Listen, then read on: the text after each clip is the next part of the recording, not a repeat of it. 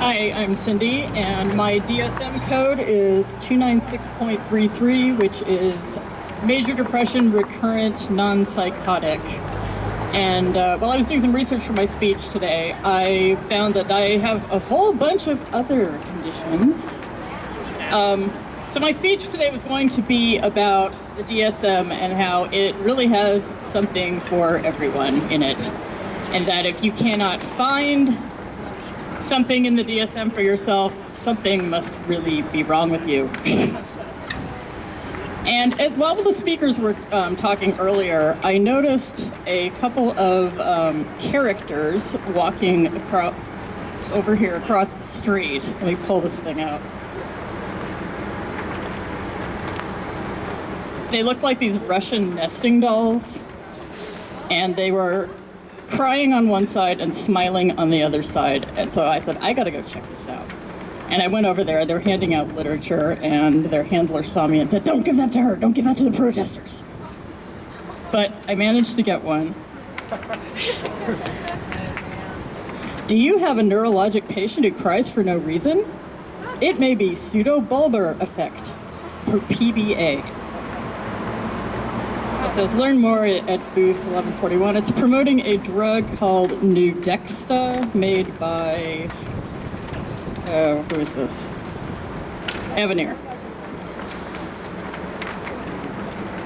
And then, of course, they come with all of the disclaimers. Nudexta can interact with other medications and cause serious side effects, including, of course, it can't be taken with MAOIs like every other psych med. Thanks. Let's see. The most common adverse reactions are diarrhea, dizziness, cough, vomiting, peripheral edema, urinary tract infection, influenza, and flatulence. Ooh, lovely. How many times have we heard that before reading warnings on psych meds? Right. Exactly. So we know that all of these psych meds have various side effects, including suicide, and for a lot of them.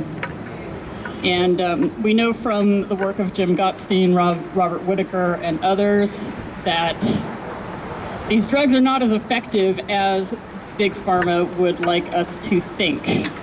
There are numbers of studies that get published that say these drugs are effective, but they don't tell you about that show the drugs don't work. Those don't get published.